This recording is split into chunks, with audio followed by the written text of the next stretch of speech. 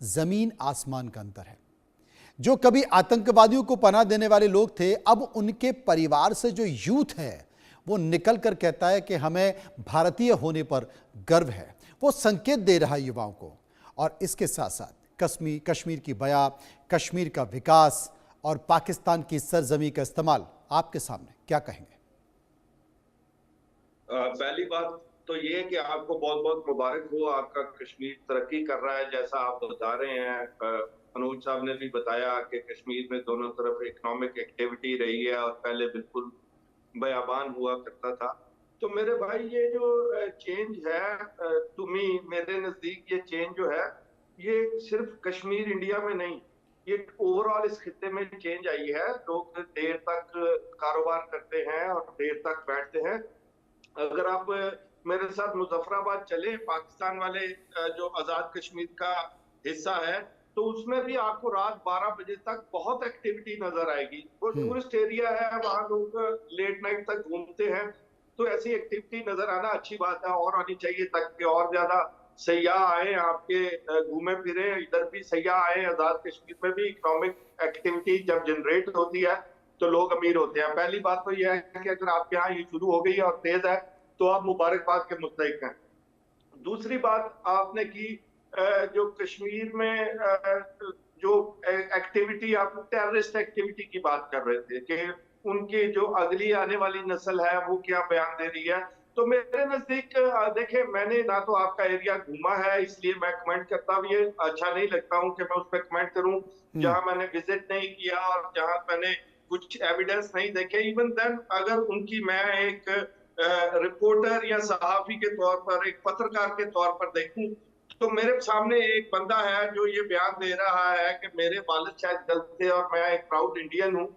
हो सकता है ये उसका मौकफ हो, उसके साथ सही मौकफ हो, लेकिन ये भी पॉसिबिलिटी है कि किसी से ऐसा बयान दिलवाना एक हुकूमत के लिए कोई मुश्किल काम नहीं है।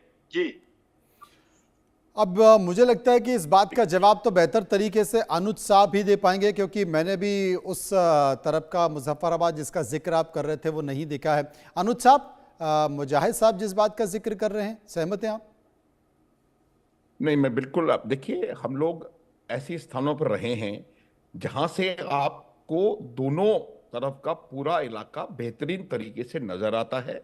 आपको अगर कोई संदेह है तो जैसे वो कह रहे हैं मुजफ्फराबाद चलें, तो मैं बिल्कुल निश्चित रूप से बताना चाहता हूं कि बहुत जमीन आसमान का अंतर है। 3 करोड़ सैलानी जाना, आप ये देखें कि किस प्रकार से वहां का जो युवा है आज बाकायदा एक्टिविटी में लिप्त है।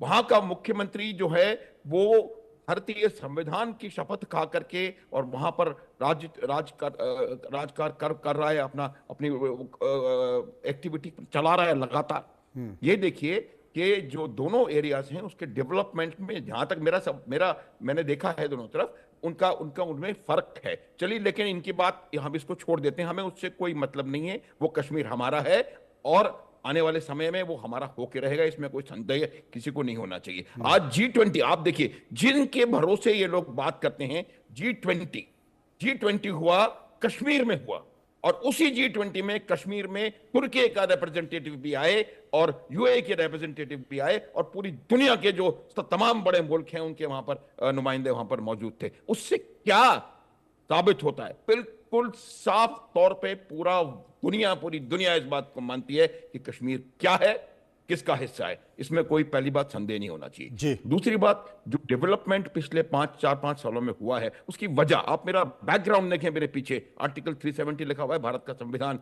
भारत की वो बनी हुई है। उसकी वजह यही है कि हमने आर्टिकल 370 जैसे उसको हटाया, और जैसे ही वो हटा, वहां की जो आवाम है उसका जो इन्वॉल्वमेंट है और उसका डायरेक्ट उसका जो इंप्लीमेंटेशन में पॉलिटी में आया, उसका ये चीज देखने की है।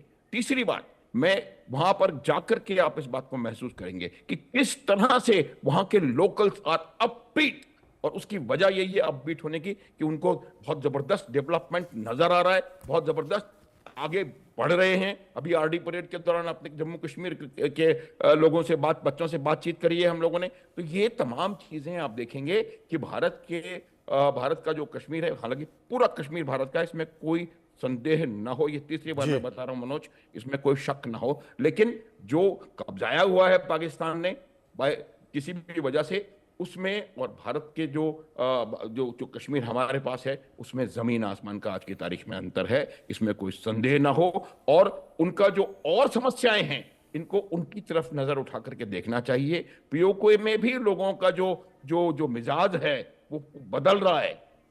जैसे कि वो कह रहे थे कि किसी से भी कोई स्टेटमेंट दिलवाया जा सकता है, वो स्टेटमेंट आज से 50 साल पहले भी दिलवाया जा सकता था, कभी नहीं हुआ। ये स्टेटमेंट उनका अपना आया। एनीवे, वो एक मैंने उदाहरण दिया था। हजारों यूथ आज की तारीख में भारतवर्ष के बच्चे हैं जो कि कश्मीर में हैं, और वो कश्मीर की प्रोग्रेस में लगातार इकोनॉमिक एक्टिविटीज में पूरे तन मन से जुटे हुए हैं, और भारत अपने जो परिस्थिति है उसको सुधारने में लगे हुए हैं। मनोज, आज का कश्मीर आप जाके देखें, बिल्कुल जमीन आसमान का फर्क है, और ये बहुत तेजी से तरक्की कर रहा है। आज वंदे भारत चल रही है, बारामूला जाएगी जम्मू से, और आप देखेंगे कि किस प्रकार वहां पर एकदम जबरदस्त बदलाव आएगा। क्योंकि जो इकोनॉमिक एक्टिविटी है, ट्रेड है, वो ट्रेड पहले मौसम की वजह से और कई वजह से बहुत कम समय हो पाता था। एक बार आंकड़े ट्रेन वहां तक पहुंची, कुछ आंकड़े हैं जो मैं एक सेकंड और मनोज, जी। एक सेकंड और, हाँ, वो ये कह रहा हूं कि जिस प्रकार से इंफ्रास्ट्रक्चर डेवलपमेंट हुआ है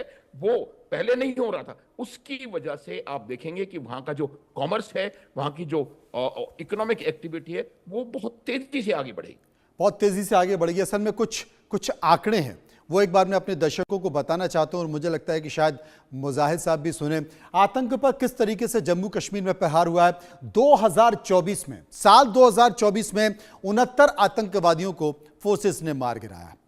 ये आतंकवादी कहां से आए सबको पता है। 2023 में 87 आतंकवादियों को फोर्स ने ढेर किया है। इसके बाद 2022 का आंकड़ा मैं आपको बता दूं, 2022 में सबसे ज्यादा 193 आतंकवादियों को फोर्सेस ने, भारतीय सैनिकों ने ढेर किया है।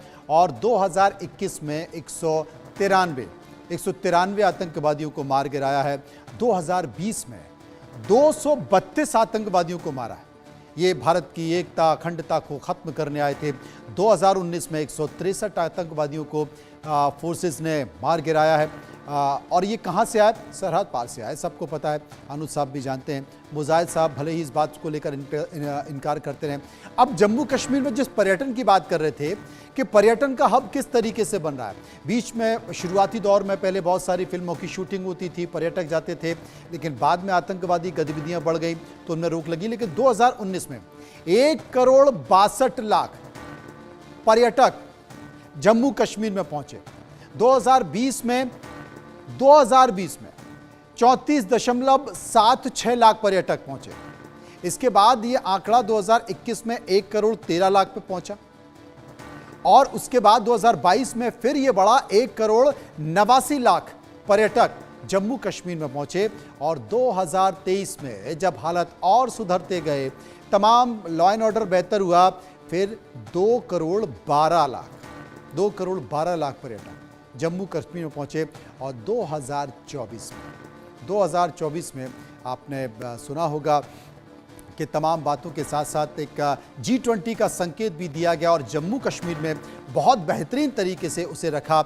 2,35,00,000 पर्यटक वहां पर पहुंचे, और अंतर्राष्ट्रीय स्तर का एक आयोजन भी हुआ G20 के तौर पर, और वो वहां की सड़कों पर वहां के लोगों के लिए एक उत्साह की स्थिति थी। तो किस तरीके से वो परिस्थितियां बदली और किस तरीके से जम्मू कश्मीर बदल रहा है। हो सकता है कि पाकिस्तान ना मांगे, लेकिन मुझे लगता है ये तमाम आंकड़े हैं जो कि ऑफिशियल आंकड़े हैं, जिसे हम लोगों के सामने रख रहे हैं, और आंकड़े अपनी हकीकत खुद बयां करते हैं, जो कि मैंने आपको दिखाया। शुक्रिया अनुज साहब का।